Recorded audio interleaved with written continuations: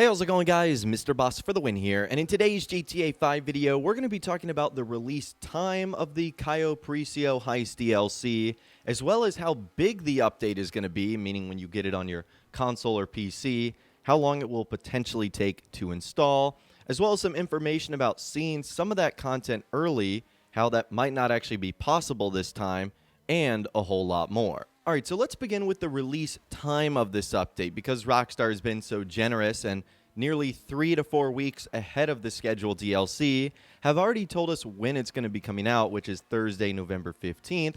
That means there isn't any guesswork there.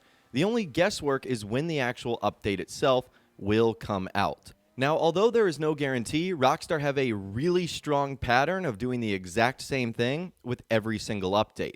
Now, in the description of this video, I will leave a time converter site because that will be extremely helpful. But essentially, every single Grand Theft Auto Online update, with the exception of one, and ironically enough, it was the original Heist update back in 2015, has come out at the exact same time. And that has been around 5 to 6 a.m. Eastern Standard Time.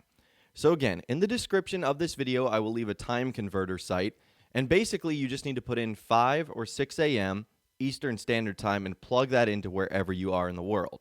And that'll roughly tell you when this update will be coming out. So for you guys on the west coast of the United States, that's around 2 or 3 a.m. in the morning.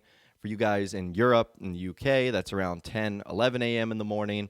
Those are just some general times. It's going to vary for each and every person, depending on where you're located in the world. Now, in 2015, what happened with the original Heist update is it actually came out at midnight Eastern Standard Time, which would have been about 9 p.m. on the west coast of the United States and would have been roughly around 5 or 6 a.m. for Europe and the UK. So I don't know why that update came out about 5 or 6 hours early, but there's never been an update that has functioned the same way ever since. So I'm going to assume that that was just an error, a glitch, whatever the case was. So if I was a betting man for the Cayo Perico Heist, I'm going to say that it's going to come out at 5 to 6 a.m. Eastern Standard Time during its normal period. So that means you're going to have to wake up pretty early, or you're going to have to sleep in and catch it when you do end up waking up. Obviously, I'm going to be jumping on as soon as the DLC arrives, so we'll be able to check out all of the new content and the heist itself. So that is roughly when it should be arriving. Now, as far as what system it's going to be arriving for first, this is also how it's traditionally worked in the past. Again, there's no guarantee, but this is how Rockstar have done things previously. Usually, it's the Rockstar system that gets it first, so that would be like the Rockstar Games launcher on PC, obviously, because they don't have to go through any other protocols like through Sony or Microsoft. That's usually the first group to get it on PC, is the Rockstar Games launcher, followed up by usually the Sony guys. So this time, I'm going to assume it will be the PlayStation 4 and the backwards compatibility PS5 version. But with the introduction of the next generation consoles in play here, I think there's a chance that maybe something could switch, but I don't want to, bet on it right now. So typically, it's the Rockstar Games launcher guys, then the Sony guys, then it's usually the Xbox guys, so Xbox One and Xbox Series X and S, with backwards compatibility. And finally, the last guys to get it are usually the third-party ones on PC, so like Steam and the Epic Game Store. I don't know why those guys are usually the last. Maybe it takes Rockstar the longest to get verification on those platforms and systems, but that's usually the order in which the update actually arrives. Now, when the update does actually arrive, Rockstar have told us a lot about this update so far, that it's going to be GTA Online's biggest, most daring, and action-packed edition yet. They've said it will be the biggest update that the game has ever seen. And so a lot of people are wondering just how big this DLC is going to be, size-wise, when you actually download it, because that determines everything. The quicker you can download it, the quicker you can get on. Depending on your internet, it might take you a couple of minutes, a couple of hours. It might take you a day or two. So this is obviously very, very important. And regarding this, we actually heard from Rockstar Games insider Tez Funds 2, who gave us a bit of theory on how big this update could be. So someone ended up saying, what do you guys think will be the file size to download? 10 gigabytes? More? And he says the scary bit is the over 100 new songs, because that alone could weigh around 1 to 2 gigabytes.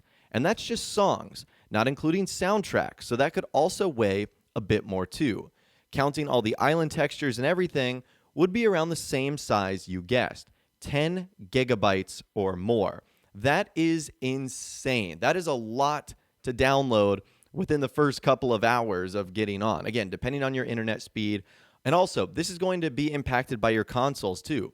You might have really good internet speed, but the PlayStation 4 or the PS5 might prevent you in some way, shape, or form from being able to utilize all your download or upload. That's something that just kind of happens naturally. So if it is around 10 gigabytes, that's obviously going to be a massive update. But also something to keep in mind here is that you're going to need to be patient and you're going to need to prepare your consoles as well. So you can do this on Xbox and PlayStation 4, where you can essentially set them into a rest mode or automatically install downloads mode.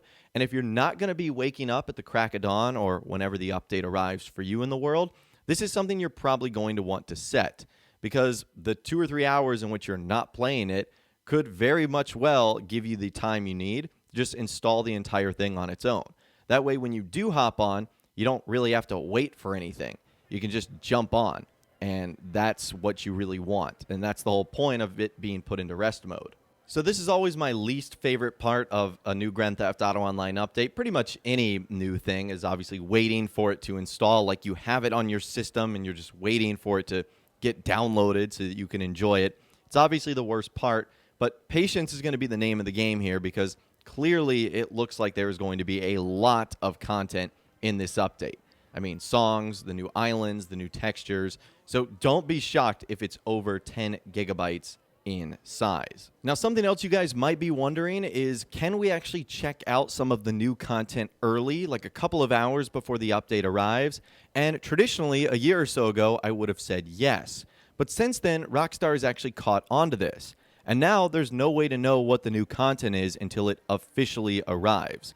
So in the past, there were some members of the community that could somehow get access to the contents of the files a little bit early, and we'd be able to figure out what the cars were, what some of the new textures were added.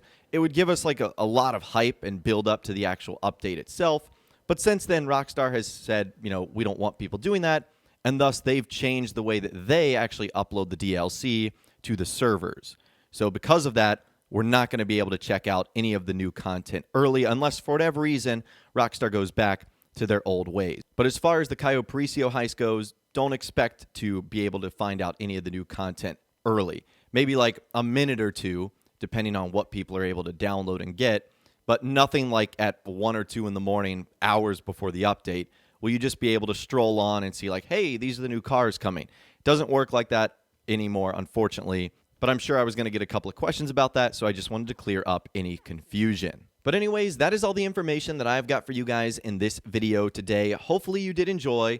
I'd love to hear from you guys in the comments down below on everything we discussed. Number one, how big do you think this update is going to be? Do you think it's going to be over 10 gigabytes? Do you think it'll be under?